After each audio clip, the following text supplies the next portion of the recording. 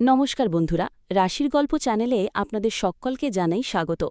আজকের ভিডিওটি মিথুন রাশির জাতক জাতিকাদের জন্য অত্যন্ত গুরুত্বপূর্ণ হতে চলেছে। 2026 সালের মে মাস থেকে 1 অগস্ট পর্যন্ত যে বিশেষ গ্রহগত পরিস্থিতি অর্থাৎ কালসর্পযোগ তৈরি হয়েছে তা আপনার জীবনে কী প্রভাব ফেলবে তা নিয়েই আমাদের আজকের বিস্তারিত আলোচনা। আপনারা যারা মিথুন রাশি বা লগ্নের মানুষ, তাদের জীবনে এই সময়টি এক বিশাল পরিবর্তনের ইঙ্গিত দিচ্ছে। ভিডিওটি শেষ পর্যন্ত দেখুন, কারণ আমরা প্রতিটি নক্ষত্র মৃগশিরা, আর্দ্রা এবং পুনর্বসু অনুসারে আলাদা আলাদা বিশ্লেষণ করব। আলোচনাটি ভালো লাগলে আমাদের চ্যানেলটিকে সাবস্ক্রাইব করে পাশে থাকুন এবং প্রিয়জনদের সাথে শেয়ার করুন। ১. 2026-এর কালসর্পযোগ ও মিথুন রাশি। 2026 সালের মে মাস থেকে 1 আগস্ট পর্যন্ত মহাকাশী গ্রহদের এক অদ্ভুত বিন্যাস তৈরি হয়েছে। রাহু এবং কেতুর মাঝখানে সমস্ত গ্রহরা আবদ্ধ হয়ে পড়ায় সৃষ্টি হয়েছে কালসর্পযোগ। জ্যোতিষশাস্ত্রে এই যোগকে অনেকেই ভয়ের চোখে দেখেন, কিন্তু মনে রাখবেন, কালসর্পযোগ মানেই কেবল অশুভ নয়। পৃথিবীর ইতিহাসে এমন অনেক সফল ব্যক্তি আছেন যাদের জন্মকুণ্ডলিতে এই যোগ ছিল এবং তারা সাফল্যের শিখরে পৌঁছেছেন। মিথুন রাশির ক্ষেত্রে এটি কেন বিশেষ?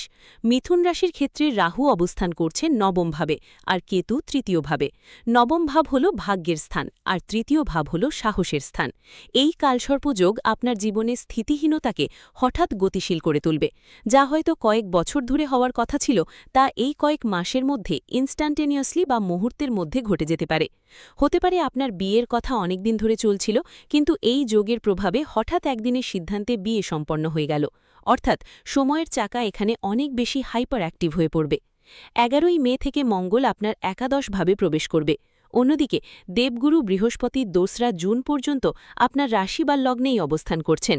এই দুইয়ের প্রভাবে একদিকে যেমন ভাগ্যের সাহায্য পাবেন, অন্যদিকে হঠাৎ করেই সৌভাগ্য বৃদ্ধির সম্ভাবনা তৈরি হবে। তবে মনে রাখবেন, নবমভাবে বায়ু রাশিতে রাহু থাকায় কিছুটা স্ট্রেস বা মানসিক অস্থিরতা কিন্তু থেকেই যাবে। কিন্তু 14ই মে যখন শুক্র মিথুন রাশিতে প্রবেশ করবে এবং বৃহস্পতির সাথে মিলিত হবে, তখন সৃষ্টি হবে এক মহাযোগের। এই মহাযোগ আপনার চাকরি প্রাপ্তি, কর্মক্ষেত্রে স্থিতিশীলতা এবং সামাজিক সম্মান বৃদ্ধির এক সুবর্ণ সুযোগ নিয়ে আসবে। ২. গ্রহের অবস্থান ও সাধারণ রাশিফল। মিথুন রাশির জাতকদের জন্য মে মাসটি মিশ্র সম্ভাবনার। বৃহস্পতির কৃপায় আপনার ব্যক্তিত্বে এক ধরনের গাম্ভীর্য আসবে। আপনি আগের চেয়ে অনেক বেশি ধীরস্থির হয়ে সিদ্ধান্ত নিতে পারবেন। তবে কালসর্পযোগের প্রভাবে বাবার শরীর নিয়ে সামান্য দুশ্চিন্তা থাকতে পারে। তবে পিতৃপক্ষের পূর্ণ সহযোগিতা আপনি পাবেন। ভূমি ও সম্পদ।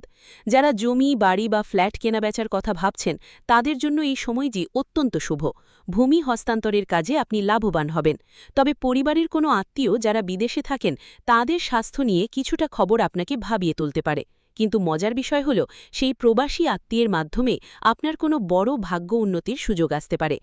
কর্মজীবন ও শিক্ষা। মিথুন রাশির জাতকদের জন্য এই সময় চাকরি প্রাপ্তি প্রায় নিশ্চিত। বিশেষ করে যারা দীর্ঘদিন ধরে বেকার ছিলেন বা নতুন কর্মসংস্থানের খোঁজ করছেন, তাদের জন্য 1 অগস্টের মধ্যে কোনো বড় খবর আসবে। কর্মক্ষেত্রে দায়িত্ব বাড়বে, সেই সাথে আপনার পদমর্যাদাও বৃদ্ধি পাবে। যারা টেকনিক্যাল বা ইলেকট্রিক্যাল বিষয় নিয়ে পড়াশোনা করছেন বা কাজ করছেন, তাদের জন্য এই সময়টি স্বর্ণালী সময়। তবে সাবধান থাকতে হবে ঋণ নেওয়ার ক্ষেত্রে। পেশাগত উন্নতির জন্য বা চাকরিতে যোগ দেওয়ার প্রয়োজনে আপনাকে ঋণ নিতে হতে পারে। উচ্চশিক্ষার জন্য বিদেশ যাত্রার সুযোগ তৈরি হবে। তবে যে কোনো নথিপত্রে সই করার আগে অন্তত 10 বার পড়ে নেবেন। রেজিস্ট্রেশন সংক্রান্ত কোনো জটিলতায় যাতে না পড়তে হয়, সেদিকে খেয়াল রাখবেন। ৩. নক্ষত্রভিত্তিক বিস্তারিত বিশ্লেষণ। মৃগশিরা, আর্দ্রা এবং পুনর্বসু। কালসর্পযোগের প্রভাব প্রতিটি নক্ষত্রের ওপর ভিন্নভাবে পড়বে। নিচে বিস্তারিত আলোচনা করা হল। ক. মৃগশিরা নক্ষত্র। মৃগশিরা নক্ষত্রের জাতক জাতিকাদের জন্য 2026 সাল যশ ও প্রতিপত্তি বৃদ্ধির বছর। আপনার ব্যবসায়িক নিয়ন্ত্রণ ফিরে আসবে। যারা আগে ব্যবসায় ক্ষতির সম্মুখীন হয়েছিলেন, তারা নতুন করে ঘুরে দাঁড়াবেন।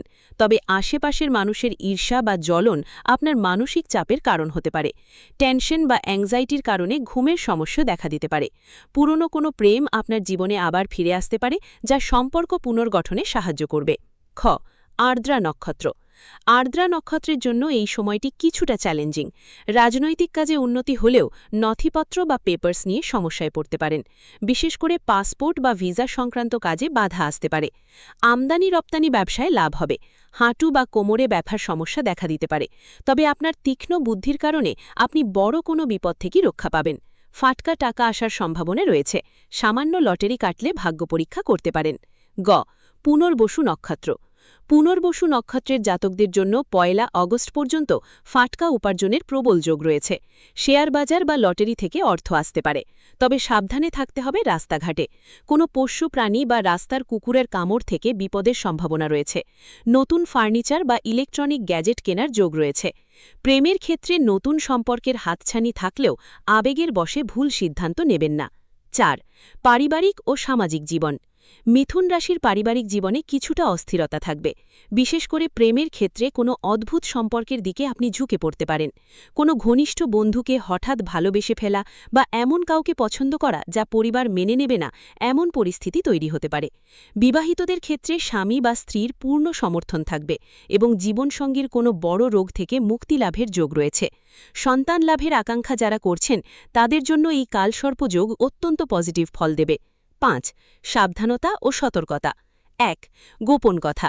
এই সময়ে আপনার ব্যক্তিগত বা গোপন কোনো তথ্য প্রকাশ হয়ে যেতে পারে, যা আপনাকে সামাজিক বিড়ম্বনায় ফেলতে পারে। ২ সিদ্ধান্ত গ্রহণ। রাহু নবমভাবে থাকায় ভুল সিদ্ধান্ত নেওয়ার প্রবণতা বাড়বে। কোনো বড় বিনিয়োগের আগে অভিজ্ঞদের পরামর্শ নিন। ৩ ইলেকট্রনিক্স।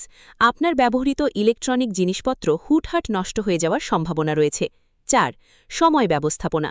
ইন্টারভিউ বা গুরুত্বপূর্ণ কাজে যাওয়ার সময় নথিপত্র অন্তত ৩ দিন আগে গুছিয়ে রাখুন। শেষ মুহূর্তের তাড়াহুড়ো আপনার ক্ষতি করতে পারে। ৬ প্রতিকার ও বিশেষ উপায়। যদি আপনি খুব কঠিন সময়ের মধ্যে দিয়ে যান, তাহলে নিচের প্রতিকারগুলো অবশ্যই পালন করুন। শিব আরাধনা। প্রতিদিন বা প্রতি সোমবার শিব তাণ্ডব স্তোত্র পাঠ করুন। ভগবান শিবের অভিষেক করুন মধু এবং দূর্বা দিয়ে। হনুমান চালিসা। প্রতি মঙ্গলবার হনুমান মন্দিরে গিয়ে কিছু দান করুন এবং হনুমান চালিসা পাঠ করুন। লোহার বালা। একটি কাটা লোহার বালা হাতে ধারণ করতে পারেন।